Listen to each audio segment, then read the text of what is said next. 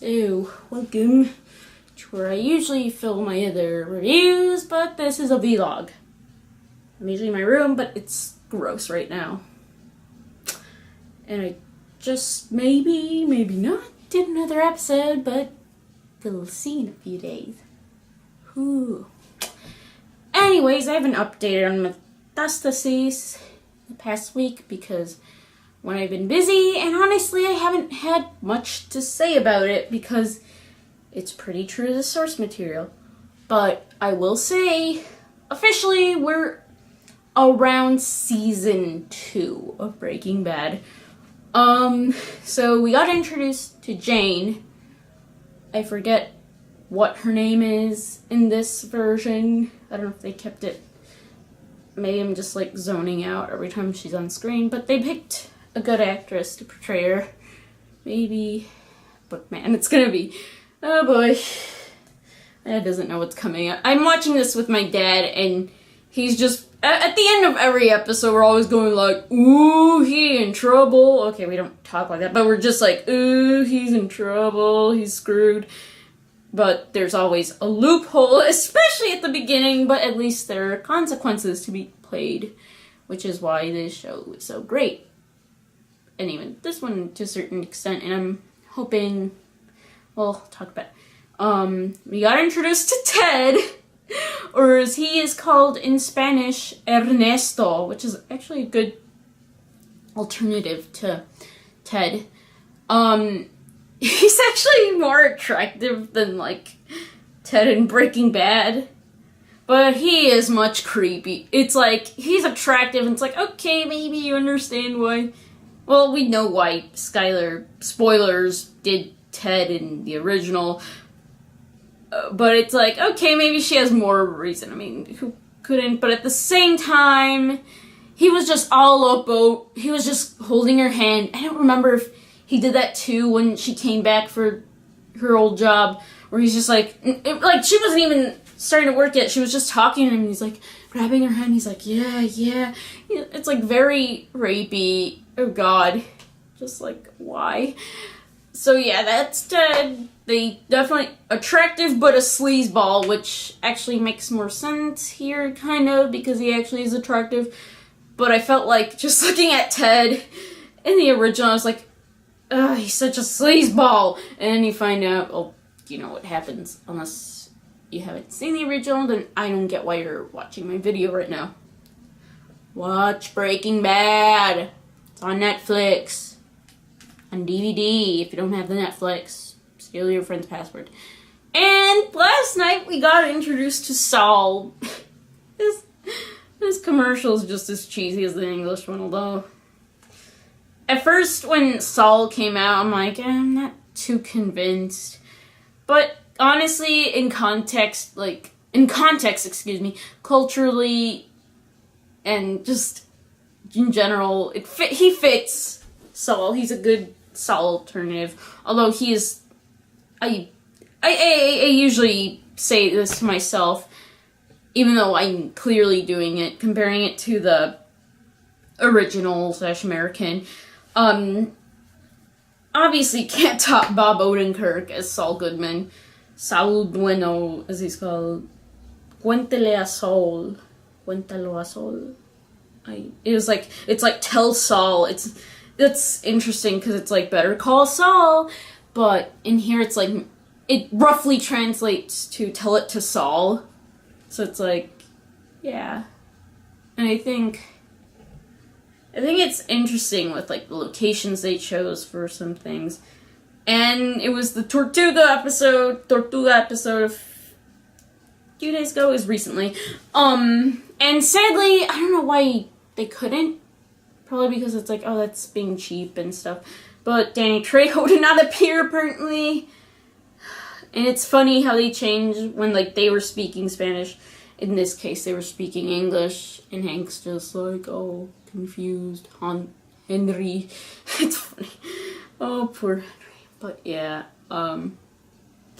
they're keeping, so yeah, it's pretty true to the source material. Another big note, I don't know if it was, the Negro y Azul episode where they start off with the band and, like, you know, the song, but, like, they chose a different song. I don't know if it's the same band. Actually, I can look it up right now. They did a different song because obviously, like, the story, like, yes, it's an adaptation, but the situations are a little different. I wonder if they can. I don't even know if it was. I don't think it was the Sinaloa. I don't know if it was Breaking Bad.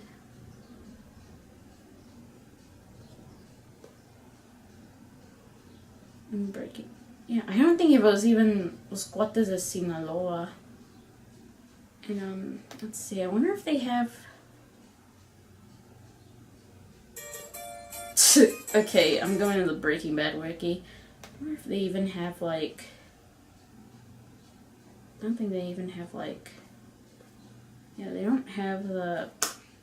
Oh, poop. They don't even have the... Spanish version. Metástasis. I don't think. Binge watch shows. There we go. House of Cards. Yeah, it's such a binge worthy thing. Metástasis. Doesn't say, I don't think it was them. It was very different. I'm like, and I think it's funny because they actually, I think what's funny is they actually do, like, the sound sample of Negro y Azul, like, as, like, the score, but they don't use the actual song and lyrics, which is understandable because, again, like I said, the situations are different, and he's still called Heisenberg, but they spell it with a J because Heisenberg, because they're speaking in Spanish. So, yeah. I'm just looking up. Oh, yeah.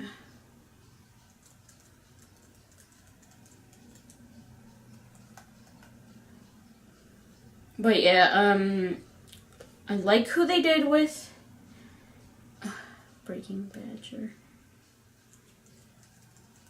Why couldn't they just Colombian actor? Biggest one. But yeah, it's okay, so there's a big thing going on. I've seen it. I peeked at the IMDb message board, which is always a bad idea. I used to be on IMDb for a while. It was like, it was before Tumblr. I would always go on there, but the thing with IMDb, well, just the internet in general, there's like a lot of irrational people, and not as much trolling on this, but it's more like, why couldn't they just buy the rights to just dub Breaking Bad in Spanish?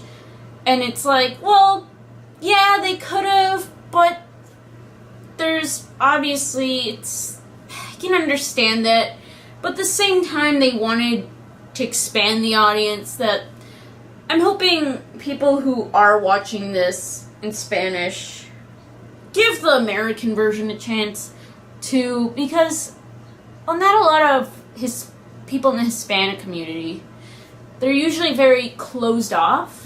They don't like American shows. Like, they'll try to copy, like, how do I put this? They usually don't watch other American shows there, especially, like, older generations that immigrated here. They usually just want to stick to what's on Univision or Telemundo, like, what telenovelas are playing. And they would watch it all night, like, they show some in the morning. I don't know if they do anymore. But it's usually primetime hour from, like, 6 to 10. It's all telenovelas. And it's all they watch. And they don't really care. The upsetting thing about telenovelas, which is why I don't really like them, I never have, they're usually, sometimes I've heard, like, there are a few good ones, but that's usually, like, the ones, like, I heard La Reina del Sur was good, which I can see why they wanted Breaking Bad, because it's perfect for this sort of audience, because she was also a drug dealer, you can Google it. And then they also have El Capo, which is actually the actor who played El Capo, is doing Walter Blanco in this. So, yeah, they just love those type of stories. It's an appealing story with different people. And it's like, yeah, I can understand that, but I think it's a good way to, like, open up things, even though it's like, okay, it's a very American story. Now it's basically a classic. I know it hasn't even been a year since the series ended, but this is already going down in the books. I wouldn't be surprised if my old university, or even other universities right now, are doing, like, classes on analysis of Breaking Bad, because there's a lot to talk about in terms of morality, just from every facet of the angle. I mean, I even did a defending Skylar White video. There's a lot, especially about her. There's been a lot of discussion over her. It's like, why do people hate her? Or there's some people who hate her at the beginning, but then it's like, okay, I see where she's coming from. But yeah, that's another story. But it's also like, well, Americans have done the same thing. We've ripped off American Idol, Pop Idol, X Factor's been done, America's Got Talent from Britain's Got Talent, and even TV shows like The Office was originally a UK show, so it's like, oh, yeah, we'll take that one. And, like, they've even attempted, they'll just always do something. The Apprentice was actually also a UK show. I don't know which one came first, though. But, yeah, it was, Kitchen Nightmares was originally a UK show, and they made it to a US show. And they say there's, like, totally different, like, they'll take the aspect of it and be like, okay, we'll make this our, they still make it their own. Just like in this, they make it their own. They have their slang. They have changes, like, settings-wise, and all that. I understand that. And really it's just comparing, yeah, they're similar, but inside they're a little different creatures. Like, the actors who are doing the current telenovela of Breaking Bad did watch a bit of the original, but at the same time, I was just actually reading this right now, the actor who plays the Jesse Pinkman equivalent here said, like, yeah, he obviously got inspired by Aaron Paul's portrayal, but he also wanted to make his own. Like, when I watch his portrayal of the character, it's like, okay, yeah, you're emulating Aaron Paul, like, I can see your inspiration, but it's still his own, because there can never be two Aaron Pauls.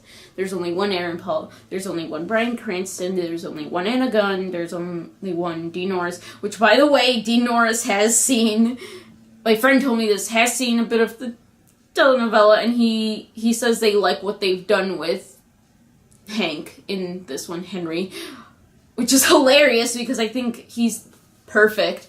They picked the perfect guy to do that. And they also picked the best guy to play Tuco, but I'm just rambling right now.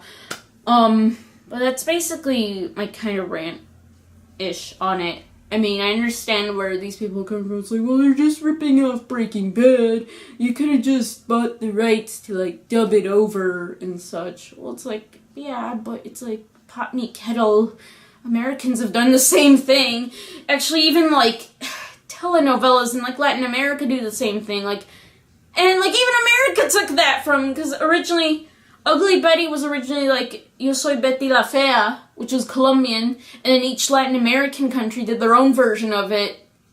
And there's still, they do it every few years. Like, a few years ago, America did Ugly Betty, and at the same time, Mexico, I think it was Mexico, did La Fea Más Bella, which is also Ugly Betty, and it's like, yeah, so really, shut up.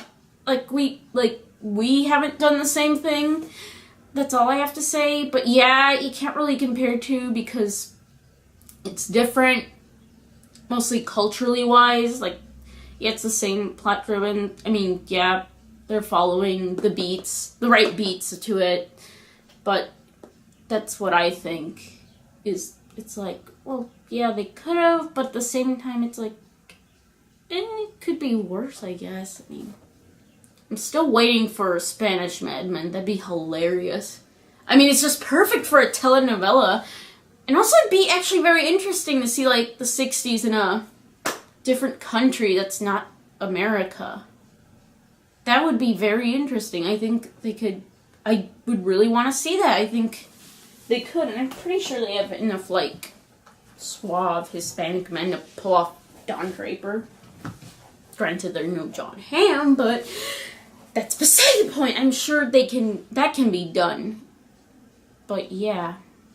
So that's my deal with the whole controversy. I went through comparing, but it's just like, we've done the same thing. Hello, cuckoo. Anyways, we've done the same thing. And sometimes it's like, even like British, or even like people being like hipsters, like, especially with Kitchen Nightmares, I've heard it's like, well, I usually don't watch Kitchen Nightmares in America, like the American version they pass on Fox, because they just cheese it up so bad for American audiences, and at least in the UK version original, it's more blunt, more tough love, and yeah, and it's like, okay, good for you. Although people did watch, even like people who don't watch the American version, watched it with the whole Amy's Baking Company debacle. But yeah, that's really about it for me on this vlog. I'm just rambling right now. I'll see how the next few episodes go about. I just want to see how they do it. And yeah, oh, Walter White, you never bore me.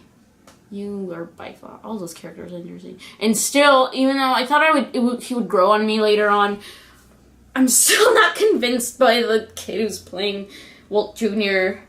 They're doing the breakfast thing, but it's also like, you're no RJ Mitty. I don't know. I guess because, I don't know.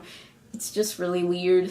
I think he's too baby. Yeah, he's supposed to symbolize like the innocence that's left at the end. At least that's what I think. He's like the last innocent thing left until like the end. And it's like, yeah, okay. But that's about it for this vlog. I'll see if I have more to talk about in the next vlog. Maybe I'll do this weekly. I'm sorry I didn't do anything last week, but really it's because I was swamped. And also just all over the place. But yeah, I need to drink something. Bye.